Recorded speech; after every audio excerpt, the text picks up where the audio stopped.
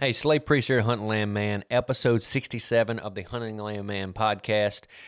Today we're going to talk about negotiations, but before we talk about negotiations, let's talk about Southern Ag Credit. This podcast is always brought to you by Southern Ag Credit. They take such good care of us. I literally talked to Alex yesterday with Southern Ag Credit, and there's several other good loan officers out there that they do such a great job at. The coolest thing about them, let's not forget, if you get your interest rate, let's say in the high sixes right now, you get 1% back a year because they're with Farm Credit System, so your effective rate's 1% lower than that.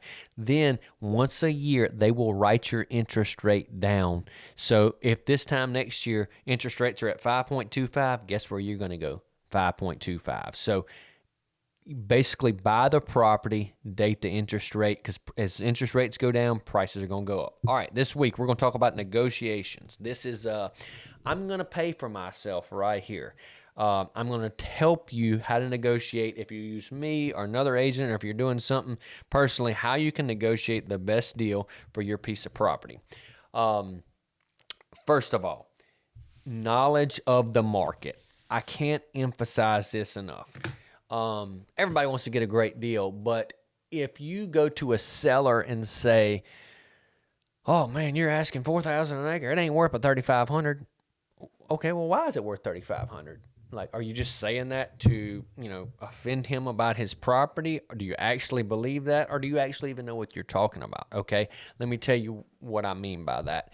So if I have an agent or a seller say, "I want this for my property," my first thing is, okay, well, let's look at the comps. Now, most of the comps in this area, talking about knowledge of the market, I know them off the top of my head because most of them I sold or either my company sold.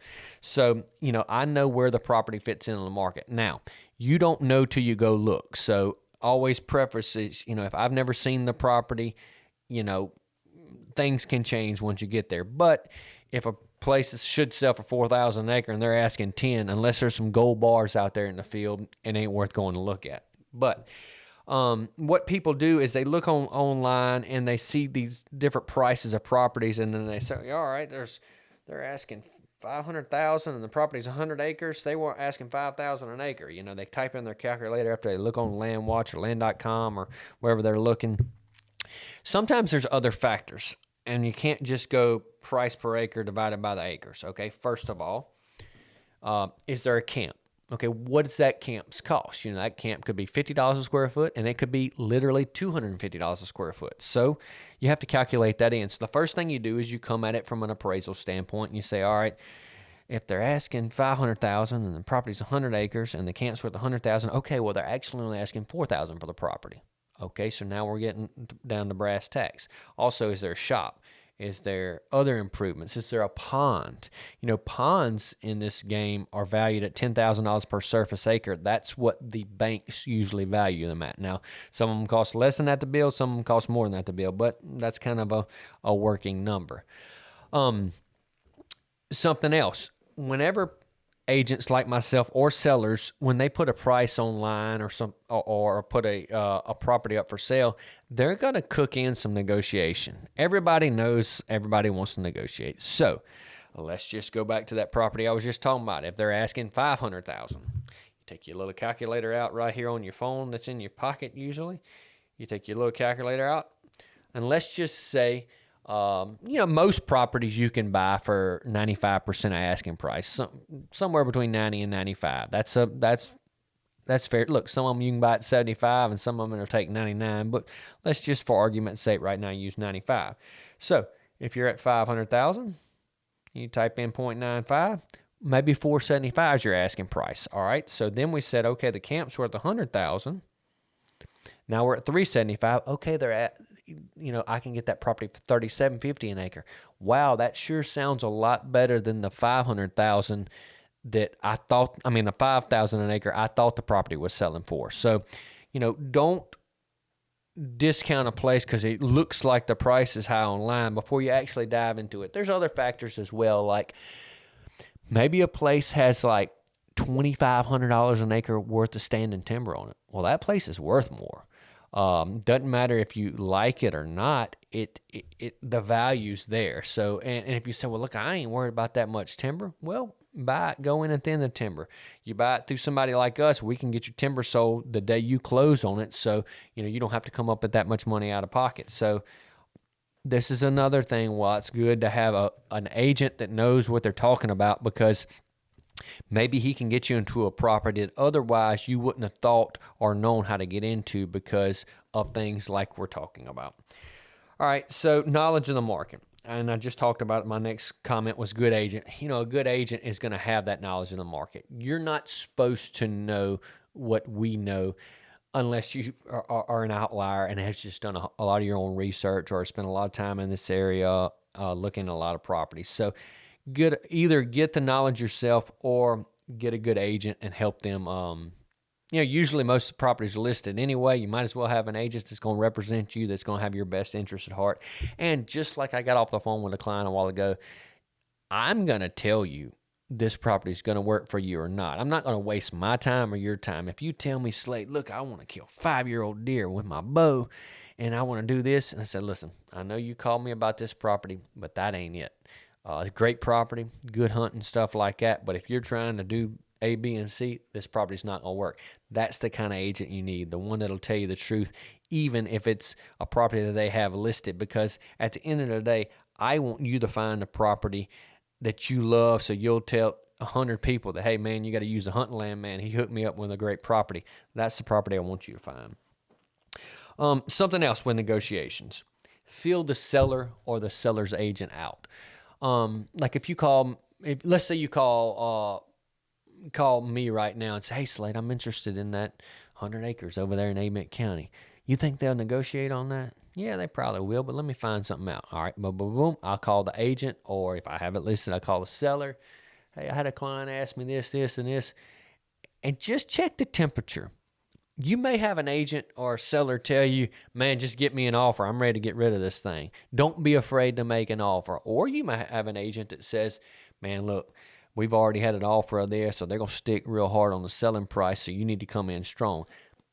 Check the temperature. This is an easy way without offending somebody or putting an offer in front of them. You know it's not going to accept it, because at the end of the day, all these offers and stuff is all about human emotion. And if we know it's going to take close to asking price and we're comfortable paying there, don't come in at 85% of asking price just because you want to see if you can get a good deal. He's already told you he's not going to, he's probably not going to do that. And you may not be able to get it for as cheap as you would if you would have been quote unquote nice on the front end.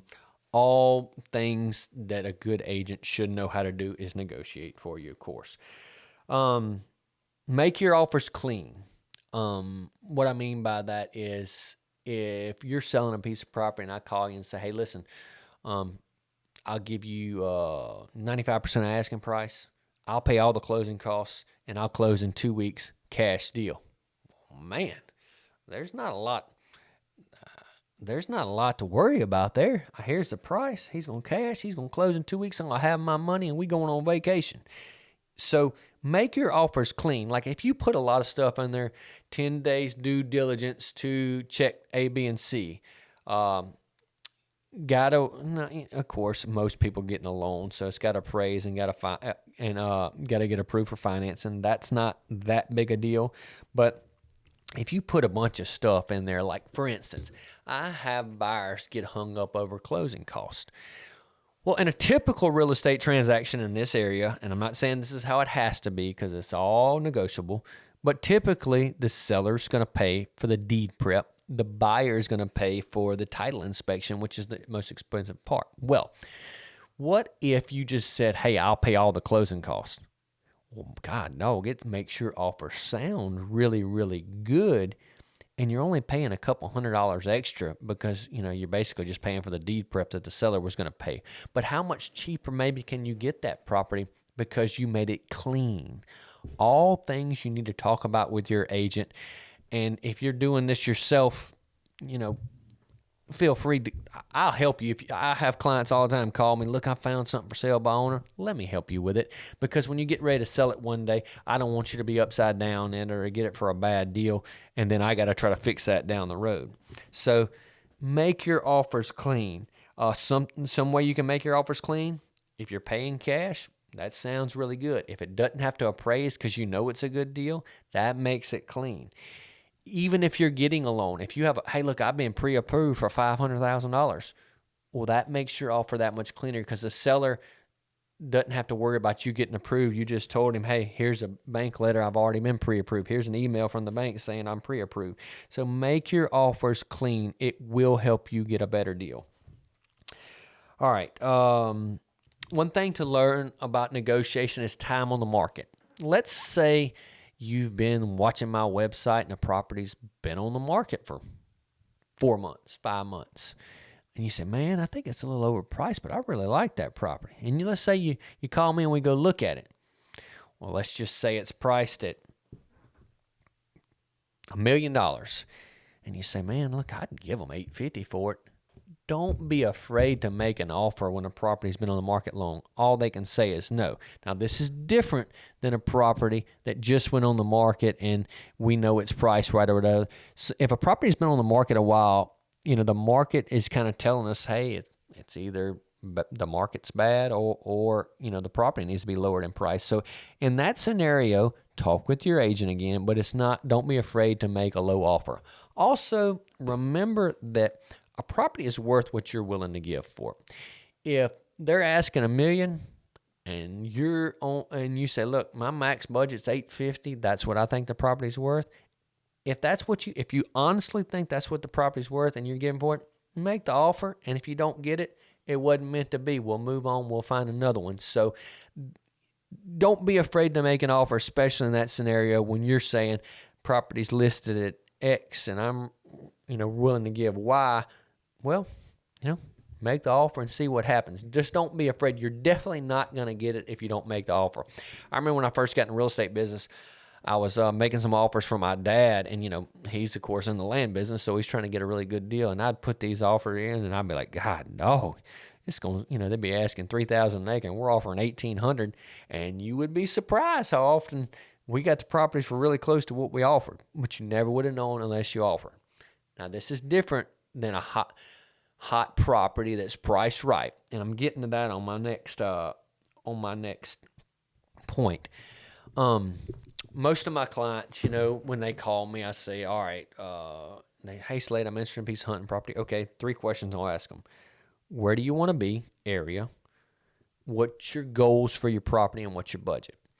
All right, this is a pretty typical response. Slade, my budget is X, and I want a place for me and my family to come up and enjoy away from the hunting camp life. We want family time. I want my grandkids to kill their first deer. I want my kids to kill their first deer. I want my wife to be able to bow hunt, or whatever the case may be.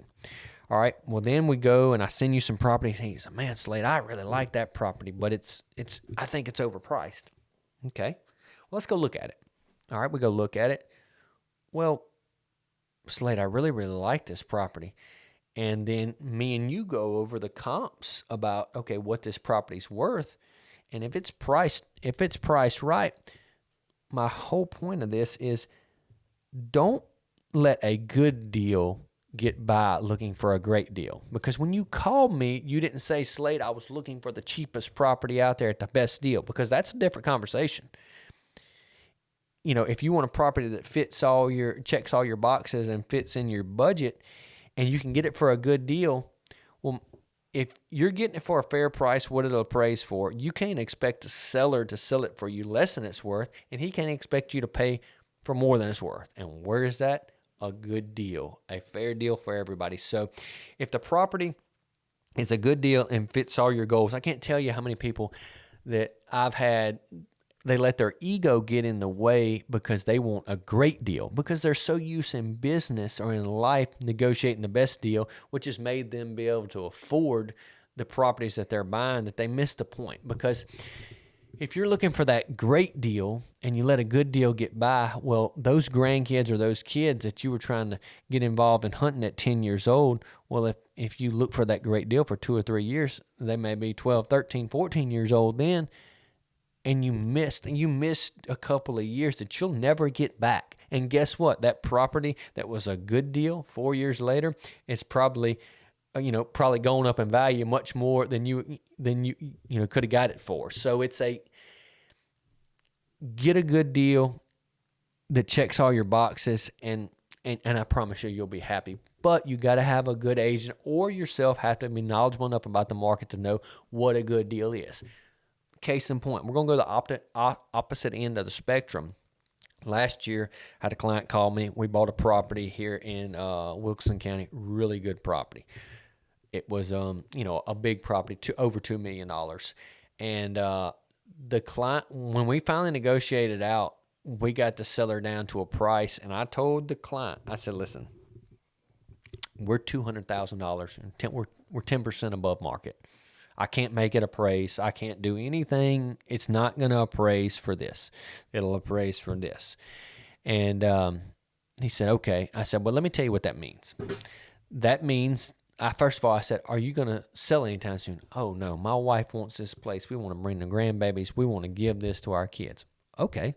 Well, it'll be worth that in a couple of years. Economy keeps going up, land keeps going up. It's going to be worth that. So you're really just talking about a couple year time frame when you're, for the lack of a better word, upside down. If you're okay with paying a premium for something a little bit nicer that checks all your boxes, let's move on. Buy the property. You got the money to do it. He put up the extra cash. He bought the property. They absolutely love it. Think about it like this. When you go to the car lot and you go look at the work truck edition Fords, or whatever your case may be, and then you look at the Platinums, and you're like, you know what? I'm willing to give a little bit more for that because I'm getting a little bit more. Well, we do that every day in the car or jewelry or restaurants or anything. We do that all the time. So don't be afraid to do it on land if it's the right property. But you need to have a good agent or yourself be knowledgeable about where you're at in the market. So if me and you are doing a deal, I'll tell you, okay, hey, look, this is a great deal. I feel like you're getting $300 an acre equity day one into this property. Or I'll tell you, I think we're getting it for about what it appraised for. Or, man, we're paying a little bit more appraise for, but properties like this don't ever come on the market, and we got a lot of activity. If you want it, you're going to have to pay X. You just need to know where you're at so you can be comfortable with your decision. Usually the land purchase is one of the largest purchases a buyer is going to make in their life. One of the biggest assets they're going to make. So they need to be comfortable with their decision. You need to know where you're at in the market, and you need to make sure the property checks all your boxes. Now, typically in the lifetime of my clients, I deal with clients, and I've sold some properties 4 times, and I've dealt with some clients 3 and 4 times. If a guy at 40 years old buys 100 acres in a camp, he's doing real good, got a place for his family. Well, you can almost bet by the time he's 45, 50, he's going to call me and say, Slade, I love this place, but man, we've outgrown a little bit. We want a little bit bigger place, a little bit bigger camp. We want this feature that we may not have, and they go up in budget and things like that. They just, start doing better in life. So don't be afraid to start small. If you're get into a property at a good value where you're comfortable, it's going to go up in value. Since Adam and Eve, property has gone nothing but go up in value, and it's going to continue to do that. To end all this, I'll tell you, you need a good agent, and I've said it again, or you need to be knowledgeable yourself. You can't know where you're at in the market, and don't think you're smarter than everybody else. I know properties ain't selling for that much money. Well, do you? Do you actually know? Have you been at all the closing table? Mississippi is a non-disclosure state, which means they don't have to tell you what it sells for. But you have somebody at local knowledge who has been at all those closing tables, like myself or a lot of other good agents out there. They're going to know these values. They're going to know what places sell for. We exchange these values for appraisals and things like that. So get to know the values. The best thing you can do is look at a lot of properties online, figure out what you do like, what you don't like. I can't do that for you because I don't know what's going to trip your trigger. Get on my email list so you're getting emails about new properties and things like that. Call me. Be the squeaky wheel. Find out information. And also, when you get ready to buy, go look at some properties. Sometimes the best property you can look at is the wrong property. So I can't tell you how many times this has happened to me. Guy calls me, hey, Slade, I want 80 acres with a camp, pond. I got it, man. Just went on the market 2 weeks ago. We go look at it. Man, Slade, this property's perfect. I want it. This is what we want for our family. but man, we just started looking. We want to see what else is out there. My response is, well, I could have gone and showed you some stuff you didn't want. So what I'm telling you is sometimes the best property you can look at is the wrong property. So if you do go and your first property you look at is the best one you looked at, my recommendation is immediately go find some other ones that are kind of like this property and see if if you don't like those properties, you probably need to come back to that first one. Because when you tell an agent what you want, I mean, if you want a white Z71 pickup truck and you walk onto the lot and they show you a white Z71 pickup truck, I don't care how many you looked at. This is what you wanted, So don't be afraid to go look at it. Sometimes the best property you can look at is the wrong property.